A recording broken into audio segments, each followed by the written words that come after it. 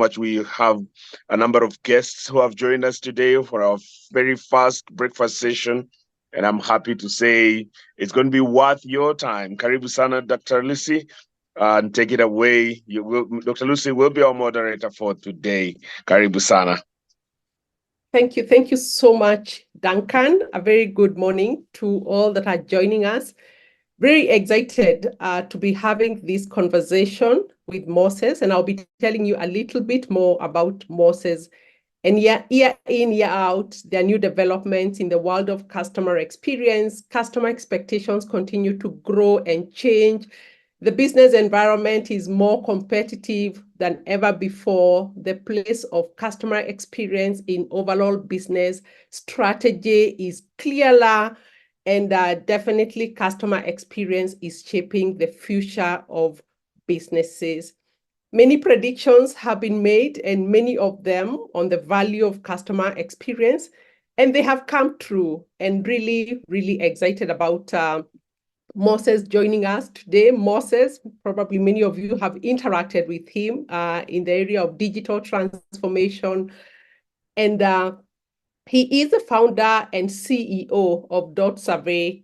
And it was, for me, the very first organization that I had that was really developing very great digital solutions. And I believe that then about 20 years ago, it was about the websites, but there is much more that has happened since Moses has been running that particular business. And at Dotsavvy, the first Kenyan digital business agency, really Moses focuses on delivering high-performance business results to his clients via the different digital channels. And in the recent past, I have interacted quite a lot with Moses, and I have seen that he's become a customer experience enthusiast in addition to being a digital transformation practitioner. But Moses as well comes to us today as a customer. And Moses, really glad to be having you today, and would like to hear a little bit more from you in terms of why have you taken a keen interest in the world of customer experience?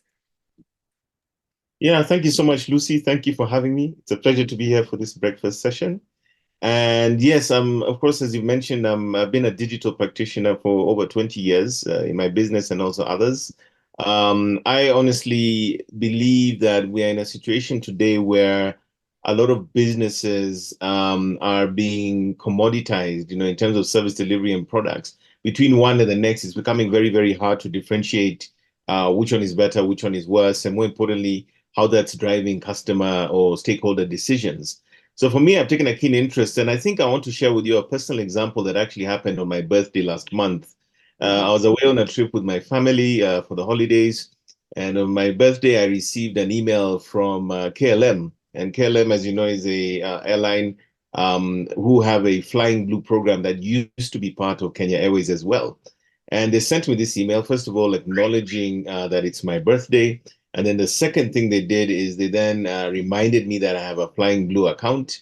And they then also said that they've given me a special offer immediately without any, me asking for it or anything of the sort. But I think there are several things that happened in that moment. One, they obviously used data to underpin those actions. They remembered me as a customer through my Kenya Airways affiliation. They then immediately offered me a special offer to sort of rekindle our relationship, even though we no longer are Flying Blue on Kenya Airways. And for me, that was so transformational and emotionally moving that I was compelled to share some updates on social media about that. And for me, those are the kind of moments where I think when you think about customer experience, which is so diverse and so broad, whether we think about, physical touch points or digital touch points, it's the idea that a brand or business that is in a space that could be highly commoditized has the opportunity to deliver an exceptional service experience that transcends even what the customer believes is possible. And if you're able to do that, even in an area that feels commoditized, you have then the opportunity as a brand or an organization to actually just not retain your customers and potentially even turn them into advocates who can speak highly of the organization, what you have to offer. From a digital standpoint, I think I have seen this also being very important as we work with our clients across various digital solutions, whether it's their websites, mobile apps, social media, even email marketing. And it's so wonderful when you're able to sort of work with a client and work with them to see, okay, what can we do that is going to surprise and delight our customers? It could be a simple newsletter, keeping them up to date on what's happening. It could be leveraging social media interactions and community engagement to reach out to them and do things that they don't expect. And also using data to kind of understand who are these people, what do they love, and more importantly, then give them moments where you can do something exceptional that brings out that customer service experience. And I think we've seen this many times online when organizations create these videos where they show where they went above and beyond the call of duty to resolve a customer issue, or they notice that maybe in football you'll see a football brand has maybe a fan who's 80 years old, and they do something special for them as a supporter of that organization. But basically, for me, I'm a fan because I think we're in an era where there's a sense of sameness across the board, and customer experience becomes that way that you can really stand out and hold on to your customers and acquire new customers without necessarily having to market a lot, but rather to just deliver good service. Yeah, definitely. Customer experience has become a key differentiator. And I remember, Moses, when you posted that experience that you had with an airline, I asked myself last year, I traveled with my dad on his 90th birthday, and none of the airlines that we used recognized that it was actually his 90th birthday, and yet he had his passport. There are many, many opportunities, and especially a lot of the trends that we are seeing today are being driven by technology. And what I would like also to do is to engage those that have joined us this morning. And if you can post on the chat, what are some of the trends that you're seeing being at the center of customer experience? How do you foresee the year 2024 to be different from what we have seen in the past? And probably even just bringing Moses into that conversation in terms of, what specific trends. I've had you mention data, in terms of a lot of the decisions moving forward. And we've seen that even in the past. What are some of the trends that you foresee this year to be at the center of customer experience transformation? What do you foresee? I don't think we can escape this one, but I think everything I look at, everywhere I look around me today is about generative AI, artificial intelligence. I think that is really the game changer across every scenario that we can see within the modern organization today. And I think from a customer experience, customer experience perspective, we need to think about how we're able to use these platforms to do things that are truly interesting with organizations. So again, with AI, we have the ability to, for instance, interrogate our data and surface key insights that allow us to maybe even identify whether customers are happy or not. Sentiment analysis, being able to sort of look at the emotional barometer in terms of where are these customers with us day to day. So again, using data in a sense of sort of measuring and understanding customer sentiment across the board. I think AI, with the implication of generative AI, we're able to use this to create more human-like customer experiences when it comes to things like chatbots and voice interfaces that connect into our data. And I think we've got to think about things like the omni-channel opportunity, a space which I think in Kenya we're still sort of coming up to speed on. Although I remember from last year's CX Awards, we saw a lot of organizations having been a judge in the same that are really moving in this direction where they're looking at all their touch points and seeing how they can sort of unify and consolidate all those customer experiences and have sort of a uniform view or a holistic view of their customers, so that I know what's happening when you come to the counter. I know what's happening when you're on social media. I know when you pick up the phone and talk to our customer service department, I still know it's you who's the same person. Now, if I can use that data to almost have a clear and holistic picture about your current experience, what's going on, possibly even identifying opportunities to upsell and cross-sell services that you clearly need, then AI, I think, will be central to creating those opportunities in how we engage our stakeholders, and more importantly, even go as far as predicting or even preempting what we think they might need from us as a business. I think there's no more powerful opportunity than this idea where you can actually see where the gaps are with your customer experience, where this or the person is concerned in terms of the products or service they have from you, and actually come out of the blocks and preemptively tell them, by the way, we think there's an opportunity here from you. I don't think many organizations have that capability or even that insight that if you can actually tell somebody well in advance, this is what you have or this is what you need, imagine what that customer will think of your organization. They'll think, wow, almost like a doctor, they're actually advising me and recommending things to me that I actually need. And to do that effectively today at scale, you need some form of AI. Yeah. Thanks, Moses. And I would say that AI was a keyword in the world of customer experience last year. And I think what I'm hearing from you is that it will continue to be a keyword in our world this year as well.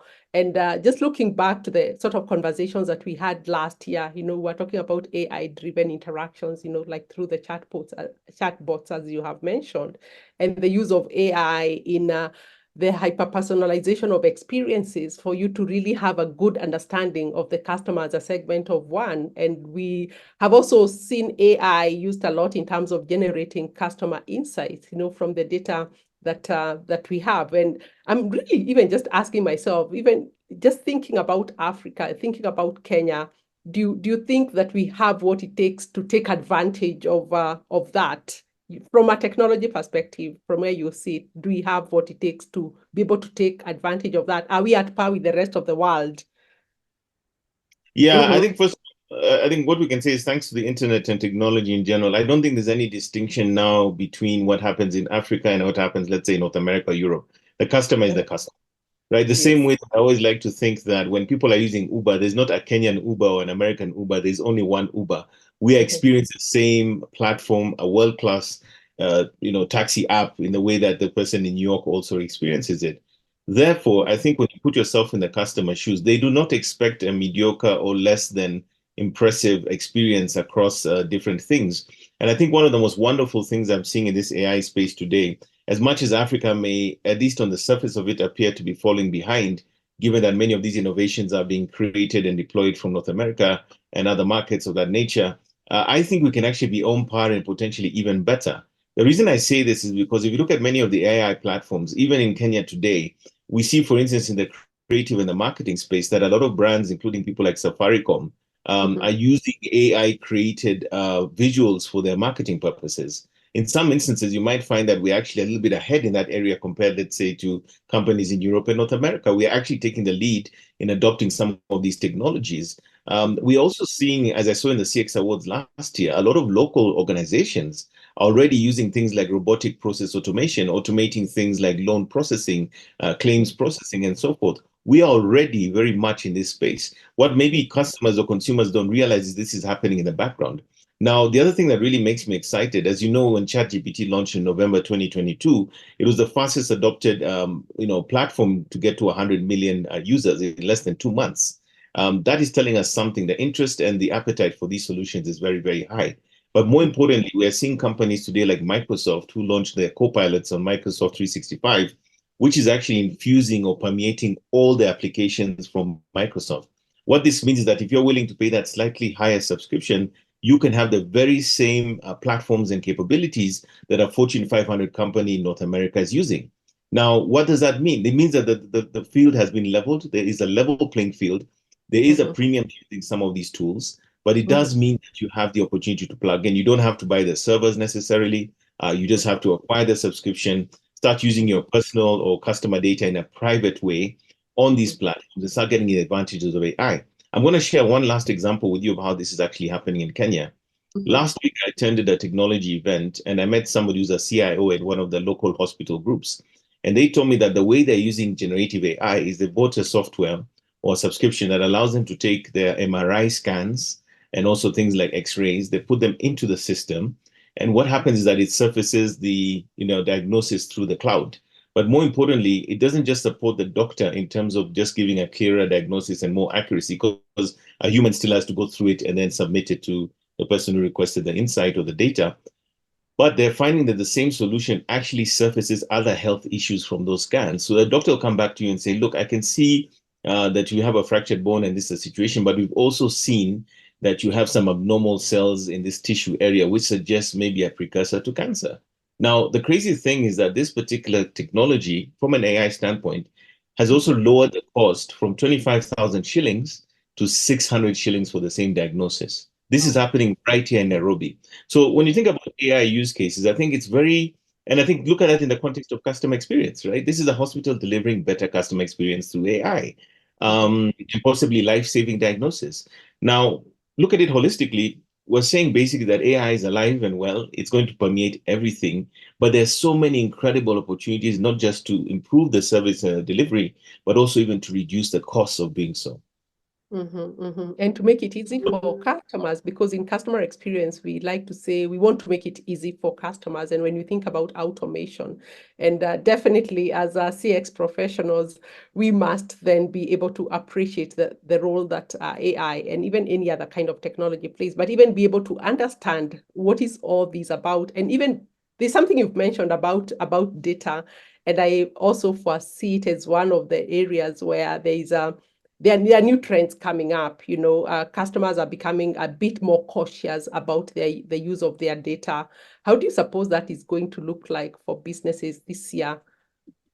And I know we'll First be of having a session where we'll get deeper into data protection, but just from where you see it, how do you see that? I think the wake-up call has been sounded. We all know that the Office of the Data Protection Commissioner in Kenya has issued some very painful fines, including a school that was using photographs of children in their marketing. I think they got something like 5 million shillings, and there are more and more instances of this happening. I think historically we have not respected customer data, or the fact that we have the information for different reasons. Another classic example is when you go to a restaurant, you just happen to pay by M-Pesa, but then within a week, you start getting spammed with special offers and stuff. That was not consented data. And I think we're really entering the privacy first era globally and locally, where rules, regulations, and sort of key considerations are there. I've also seen a lot of research where customers have been polled and asked around their thoughts around privacy of their data. And the sentiment is very, very high. I think more than 70% of respondents have said, I do not want my data to be used without my consent for whatever purposes it is.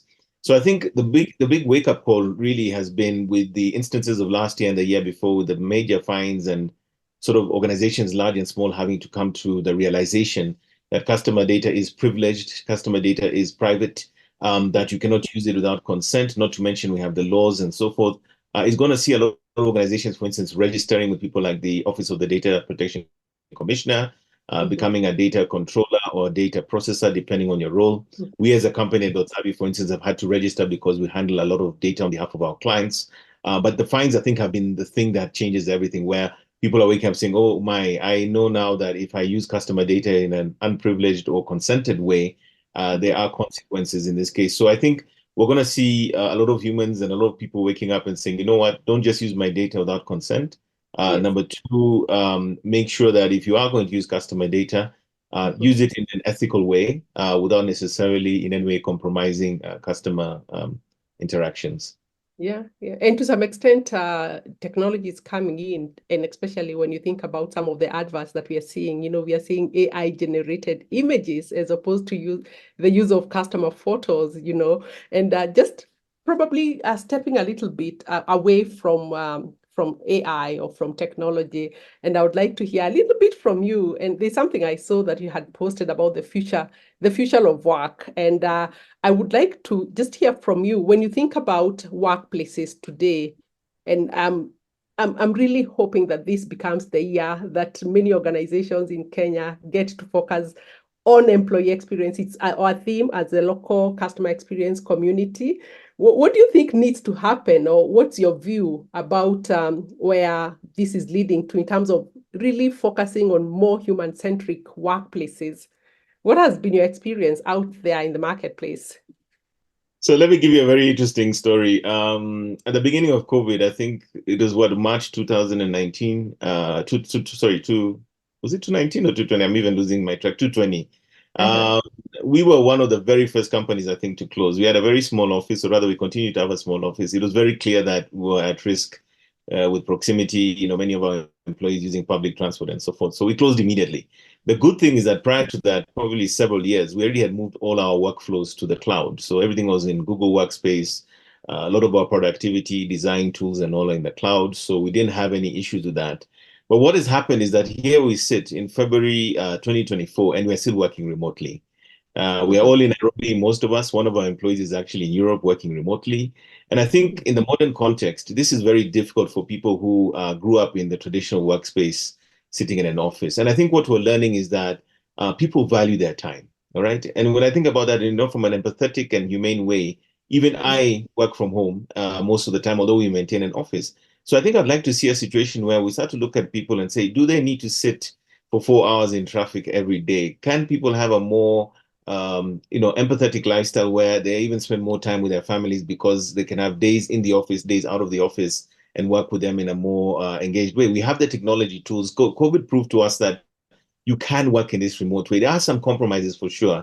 And even in markets like North America and Europe, we can see big organizations like IBM and so forth are now starting to demand managers come back to the office. But I think the wake-up call is that people have woken up to the idea that their quality of life is more important than just getting a paycheck. And I think the organization today in the modern context, even in Kenya, we're seeing it till today.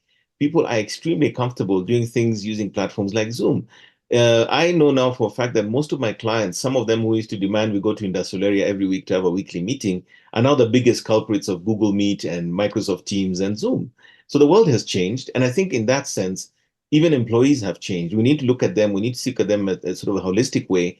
How can we use technology to elevate their experience and also give them a lifestyle that gives them that flexibility to be where they want to be, do what they want to do without necessarily losing the productivity. And I think at the end of the day, what we're learning is that work is not a place you go to. Work is a thing that you do, and the outcomes is what you're measured by. If we can have, again, systems that don't necessarily do surveillance, but at least can kind of measure and score, are you getting the stuff done to the desired quality on time, with customer satisfaction, then that is going to be the new workplace today. And I'm glad to see that a lot of organizations that you'd never have imagined, even in Kenya, doing this kind of new dispensation in the workplace are waking up. And I can tell you, HR managers and other practitioners are really, really having to sort of reinvent and even work with the exco teams to sort of realize, guys, this old way of doing things from 4 years ago is not going to cut it.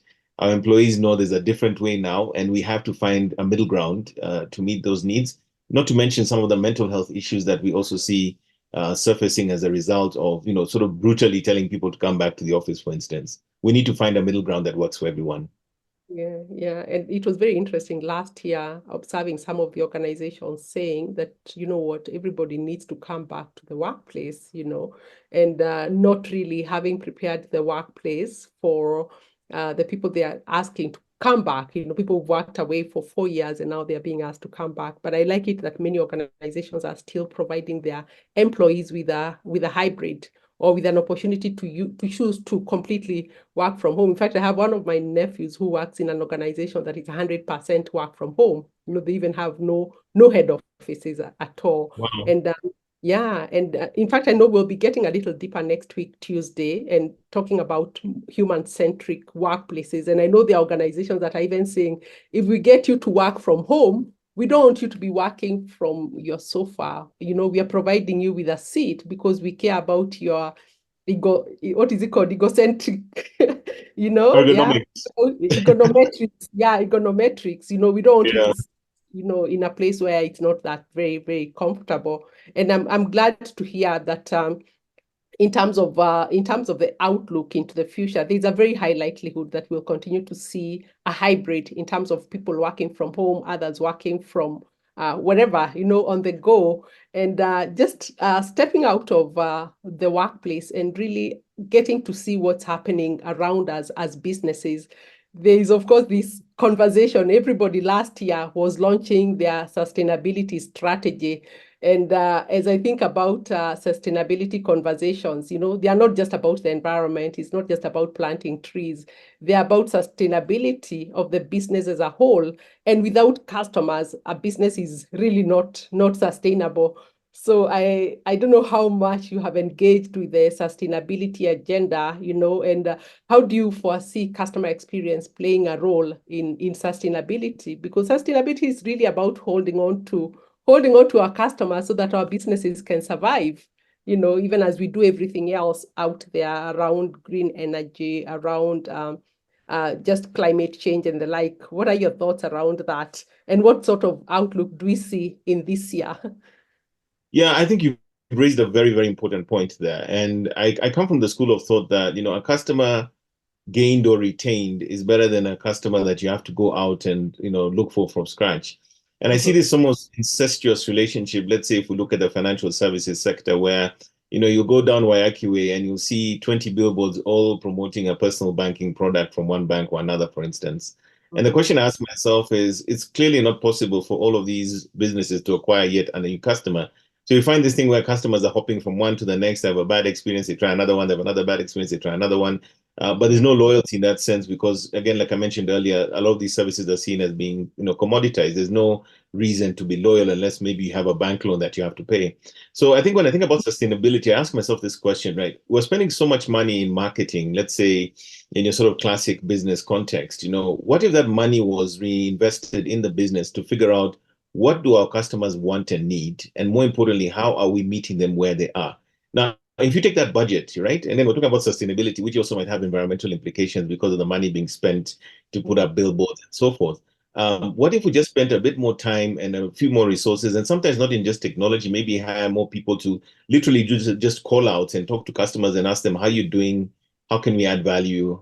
How do you feel about us?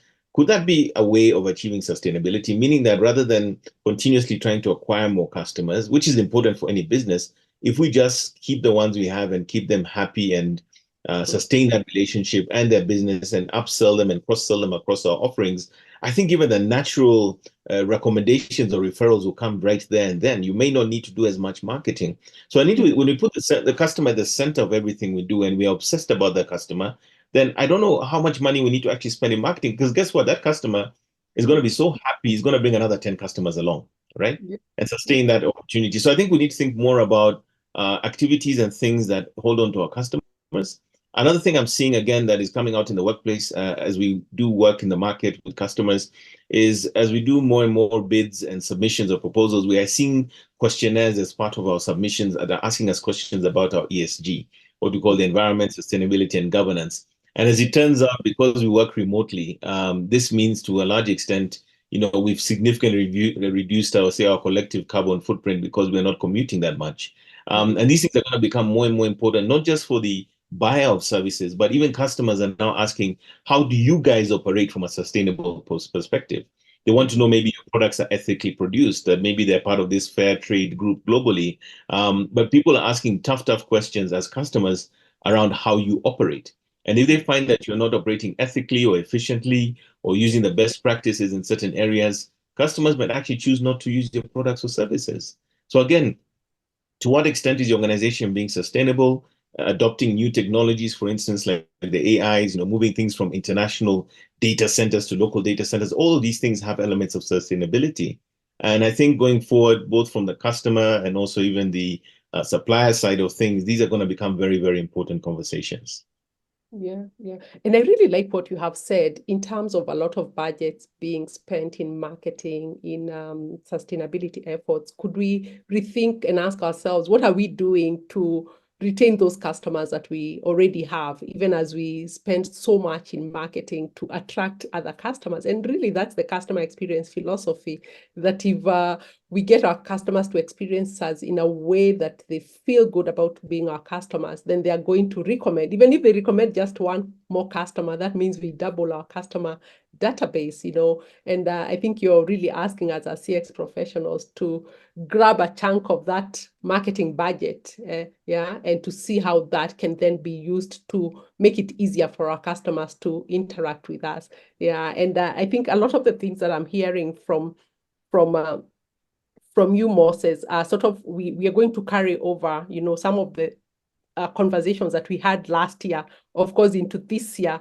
I don't know whether there are going to be new conversations starting off. I think sometimes we just wait and see what happens in a new year. And just to summarize, a lot of what you've said has been around the AI-driven digital experiences, AI-driven customer insights. We've talked about increasing protection of personal information or customer information. Of course, the customer experience in the sustainability agenda. We've talked about the workplaces. We've talked about the need for organizations just to focus a little bit more on their customers. And please, if there's any question that any of our guests have, if you could post it on the chat. If there's a lesson that you're learning, what is your takeaway from this particular conversation? Even as I bring in Moses to probably make a parting shot, as we go out this year. It's already February, 10% of the year is already done. We still have 90% of the year. What's your message? Most of us joining in here today are customer experience professionals, leading their organizations to getting to put the customer at the center of everything they do, at the center of the decisions that they make, at the center of the actions that they take. What's your word for this community? So I want to reflect upon a podcast I did late last year with Liz Okomba of NCBA. And NCBA, as you know, in the CX awards, won a disproportionate number of awards. And when you saw their submission, both from a technical and business processes perspective, you started to understand why.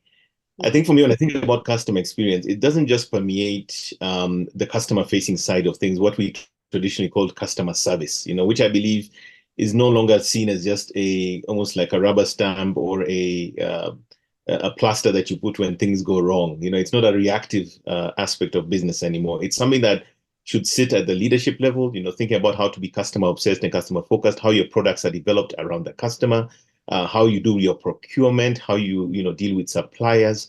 All of these are forms of customers. And I think building a customer-centric culture, I know it sounds a bit cliche when I say that, because again, these are overused phrases and phrasisms.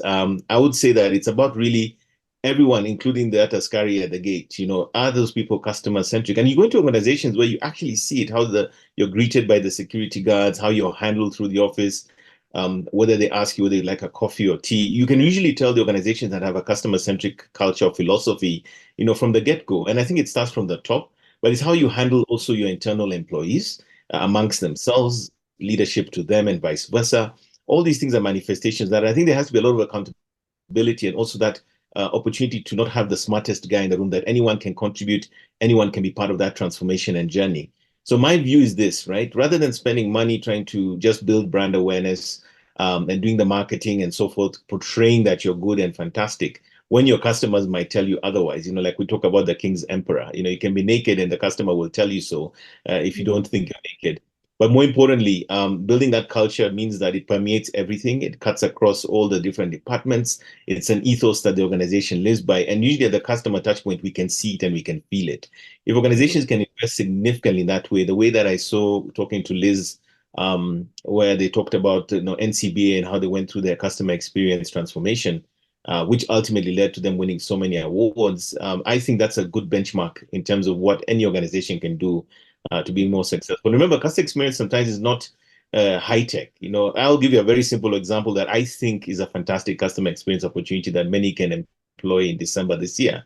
Rather than sending e-cards and email messages, imagine, if you will, starting maybe from September or October, handwriting Christmas cards and New Year's cards, physical cards that get delivered by hand or by post to each and every one of your customers saying, Happy New Year, thank you for being a customer, handwritten. Imagine what those customers will think, and then use the insights from the data you have in terms of maybe their family or details that about them to give them a very personalized communication in a handwritten letter or card. Imagine what that customer will think of your brand. So think about customer experience as being sometimes it doesn't have to be high tech, it can be low tech, but can be very impactful on the customer. Yeah. Thanks, Moses. And yes, we must make it a way of life and get everybody to champion customer experience. I've seen a quick comment there from Janice where she's asking how CX can offer quality assurance when it comes to the use of AI. And I'm actually saying, you know what, even the technology team, has to be their own quality assurance leads, because we don't want customer experience to come in and seem like we are policing what's happening everywhere. We need those in technology to think about, where am I putting an image where somebody has 3 hands? I think that's the example that she has given right there.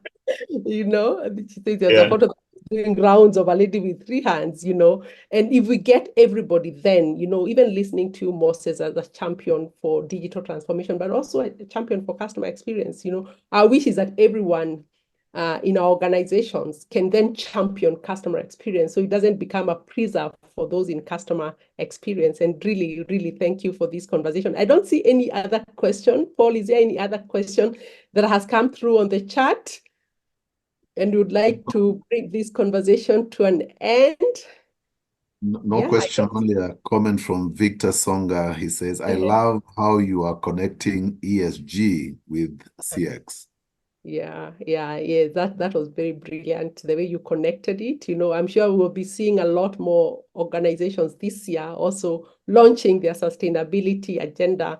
And thank you so much, Moses, for having joined us for this conversation, one in a series of many. Like I have mentioned, next week we'll be talking about human-centric workplaces and be able to bring in a HR professional that will just be able to work with us in terms of what is really happening in the world of people from a customer experience perspective, and how can we, as we put the customer at the center of everything that we do, how can we make sure that we also put the people at the center of the business, because they're the ones that really deliver on the experience.